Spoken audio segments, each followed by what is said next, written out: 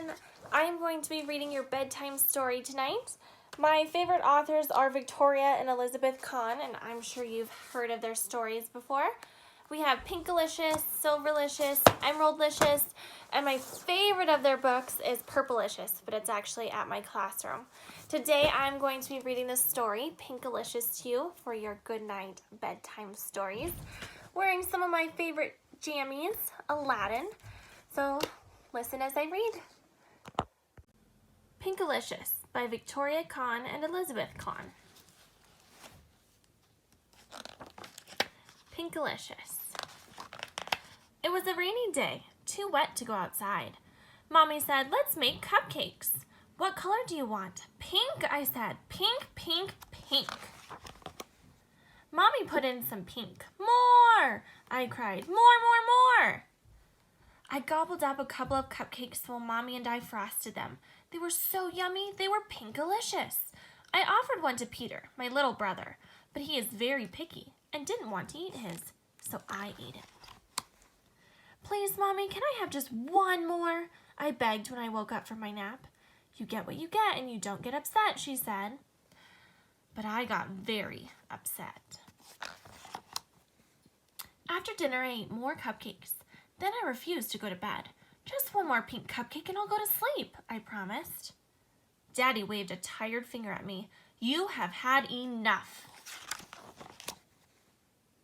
The next morning when I woke up, I was pink.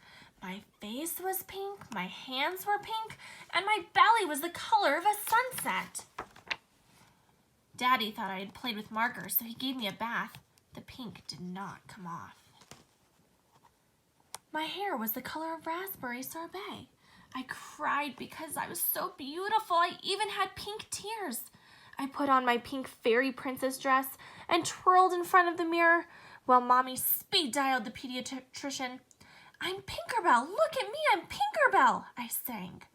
Mommy grabbed her purse. "Just one more cupcake, please. Just one more," I yelled on the way out the door. Mommy took me right to the doctor's office.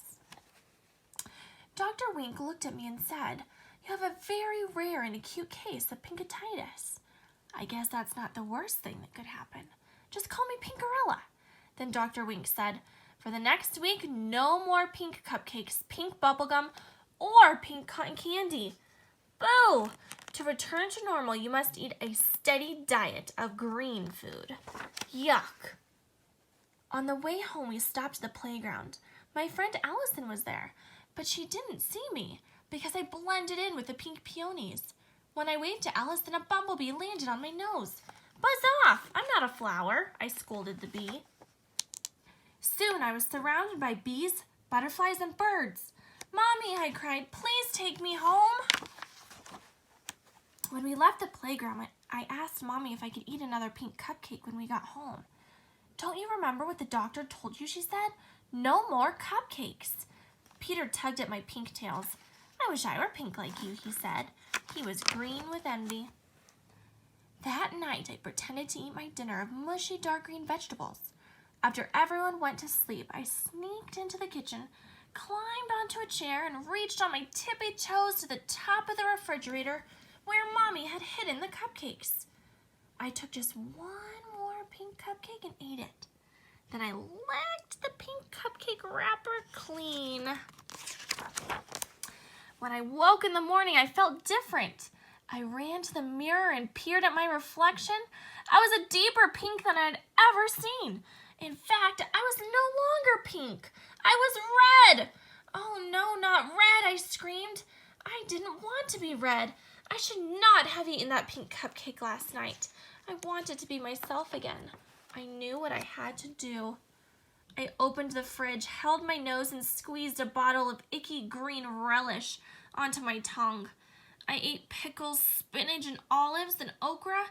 I choked down artichokes, gagged on grapes, and burped up Brussels sprouts. Next thing I knew, my arms tickled, my ears tingled, and my feet twitched.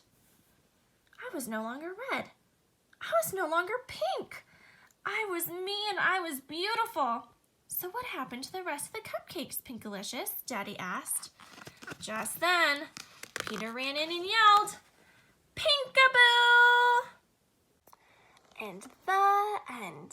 Can you believe her brother Peter didn't learn his lesson from what his sister had done? Oh man. Well, I hope you enjoyed listening to this story as much as I enjoyed reading it to you.